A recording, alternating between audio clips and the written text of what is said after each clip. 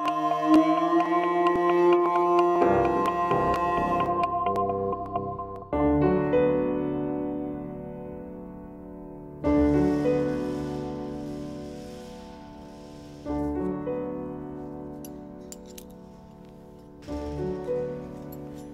here in the state capitol primarily because a huge section of one of the lunettes at the top came crashing down onto this tarp that stretched over the drum here, and they've been up here since the building was built. They're about 9 feet wide by 5 feet tall. I think you can tell if you look around, there's quite a bit of water damage in the plaster as well. So we're up inspecting each and every one of these 12 lunettes and writing a report on condition. I do paintings conservation for the Midwest Art Conservation Center, which is a regional, not-for-profit conservation lab that's housed in the basement of the Minneapolis Institute of Arts.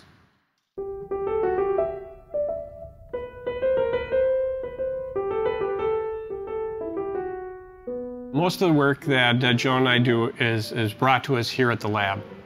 However, we also do work on site. We are currently working on a series of murals in the state capitol in St. Paul. Many of the panels are in fine shape. Those that have been exposed to water are in very, very rough shape. Clearly, if leaking water is eliminated, many of these murals will be in fine shape for a very long time. Those that have already been damaged by water will need work.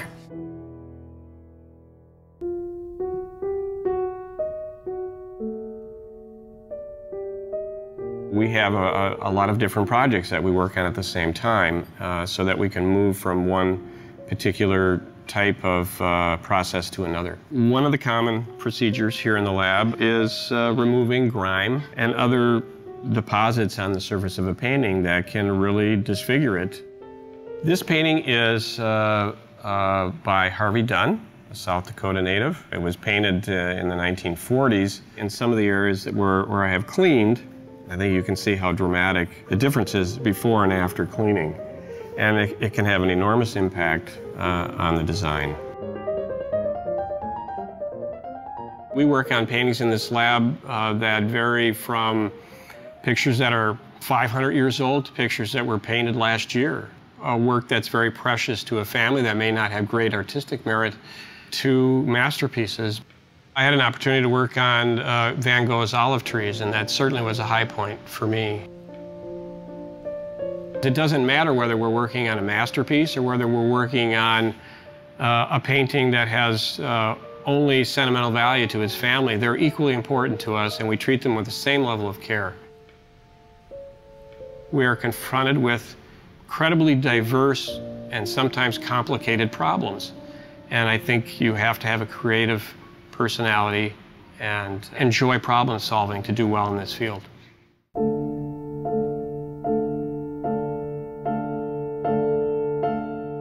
This is a painting by an Italian artist named Locatelli, 17th century. Obviously, in its 400 years plus in existence, it's had more than a few conservation treatments, and I have already removed a discolored varnish and with it a lot of the old retouching. What I'm working on now we call in-painting. We are frequently asked if we are trying to match the same materials that the painting is created with. And the answer to that is no, because we want our work to be distinguishable by another conservator, and we want it to be able to be safely removed without damaging the original paint layers. The materials we're using are not only stable enough that what I do today will still be hopefully invisible 20 years from now, and also easy to distinguish by another conservator. I worked as an artist for 10 years before I entered the field of conservation, so I do have a very strong background in art. Well, I do enjoy this part because I like taking something that's as disjointed as this and making it all come together again. It gives me a great deal of satisfaction.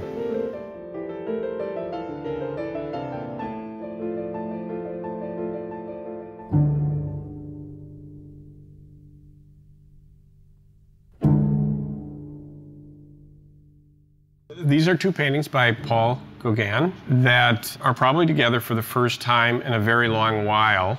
They came to us to investigate the relationship between the two pictures and also try to determine which painting came first. The two paintings arrived not only for us to do the technical investigation, but also to prepare for a colloquium where the foremost experts and authorities on Gauguin in the whole world were here to examine these two pictures side by side. So it was an important occasion for all the Gauguin scholars in the world. The painting on my left is in the collection of the Minneapolis Institute of Arts. And this one comes from out of state. As part of the technical examination of the paintings, there were ultraviolet photography, infrared photography, and X-radiography. So this is a tracing I did of the picture that came from out of town, and what I'm doing now is I'm gonna lay it over the MIA painting to see just how closely this design matches up. And what I'm going to do first is I'm going to match up the legs, the feet, and the dog. And I think you can see that there's an exact one-to-one relationship here with a few very minor deviations. But we notice one odd difference by shifting the mylars. If you line up the heads, they line up perfectly. But then the feet don't line up, and we realized that what Gauguin did is because this painting is taller than this painting, he extended the torso to make the figure slightly taller. In the process of doing infrared photographs of this painting, we were able to find at least one, possibly two false starts. This arm also exists down here. You can't see it, but you can see it in infrared, which means that the feet would have been off the bottom of the picture. And in this picture, as one would expect in a second version, there are no changes. Right now, the thinking is that this was probably painted in Tahiti, and this painting was painted in Paris maybe 4 or 5 years later. And he actually writes a letter to his wife, who is in the Netherlands, I think, and asks her to send one of these paintings to him in Paris. So, which one was it?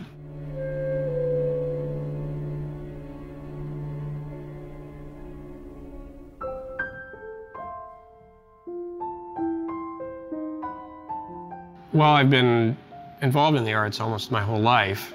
So, of course, being surrounded by pictures, there are worse ways to spend my time. But that being said, I really like problem solving. I like technical analysis.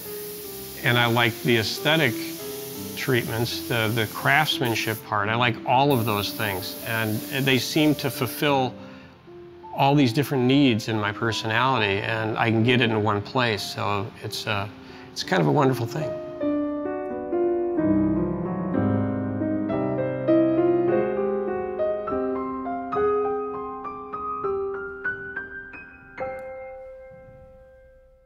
Minnesota Original is made possible by the Arts and Cultural Heritage Fund and the citizens of Minnesota.